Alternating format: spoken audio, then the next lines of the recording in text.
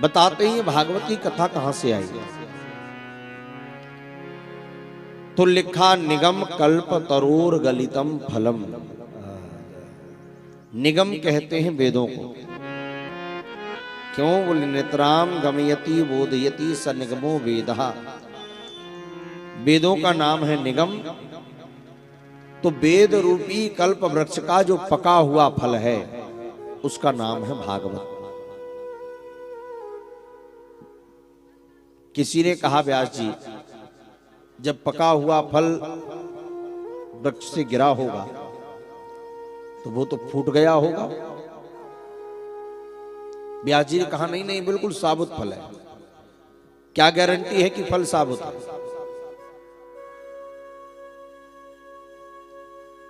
बोले देखो, अगर फल सीधा गिरेगा तो फूटने का डर है, लेकिन डाली प्रति डाली होता हुआ आएगा तो फल फूटेगा नहीं। ये भागवत रूपी फल सबसे पहले कहां लगा? बोले श्रीमन नारायण की डाली पे लगा। भगवान नारायण की डाली से गिरा तो ब्रह्मा जी की शाखा पे आया। ब्रह्मा जी की शाखा से टपका तो नारद जी ने लपका, नारद जी की शाखा पे आया। नारद जी ने यही भागवत रूपी फल अपने वृक्ष से गिराया तो व्यास जी की शाखा पे आ गया।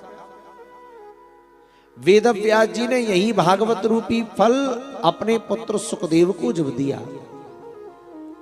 तो सुखदेव जी महाराज ने उस फल को राजर्षि परीक्षित को सुनाया। और परीक्षित के साथ साथ हजारों लाखों संतों ने, ऋषियों ने लिया और एक दूसरे को परंपरा से देते देते देते देते देते देते वही फल आज आपके सामने आकर रखा गया। कहां से चला? श्रीमन नारायण से चला और यहां तक आ गया। पर टूटा फूटा नहीं, एकदम साबुत फल है। पका हुआ फल है और साबुत फल है। अच्छा भैया, फल इतना बढ़िया है तो फल का कैसा फल है? खट्टा है कि मीठा है? फल तो कई प्रकार के होते हैं। वेद व्यास जी ने कहा भैया ये मीठा फल है। किसी ने कहा व्यास जी हर व्यक्ति अपने फल की प्रशंसा करता है, कोई ये थोड़ी कहेगा कि मेरे फल खट्टे हैं। सभी अपने फलों को मीठा बताते हैं। हम कैसे माने कि आपके फल मीठे हैं? बोले देखो बात ऐसी है, फलों का उत्तम पारखी कौन है? तोता है।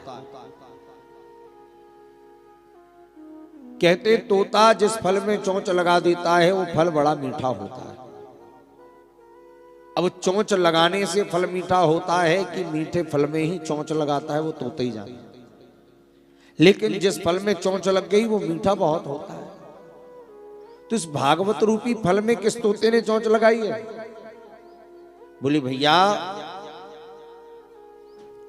इस भागवत रूपी फल में सुखदेव जी रूपी तोते ने चोंच लगाई। सुख मुखात अमृत द्रव संयुतम। सुखदेव जी के मुखारबिंद से चिया हुआ फल है, इसलिए गारंटी है फल बड़ा मीठा है। अच्छा तो फल को क्या करें?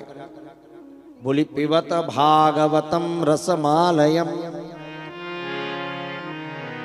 मुहुरहो रसिका भुवि भावुका। इस फल को पियो। बोले फल भी कहीं पिया जाता है क्या? या तो फल खाया जाता है या चूसा जाता है, पिया तो कोई फल नहीं जाता।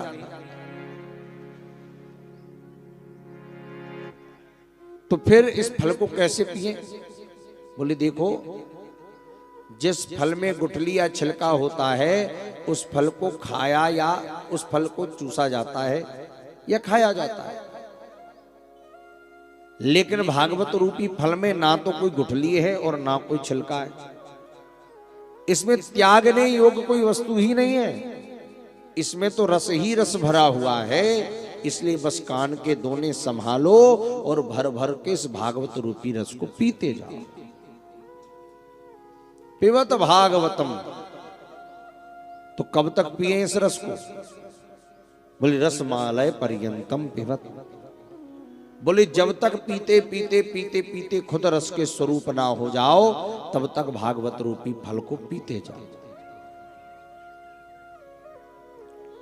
मुंह रहो बार बार पियो, हे रसिकों हे भावुकों बार बार इस फल को पियो। 3 श्लोकों में मंगलाचरण करने के बाद नैमिषारण्य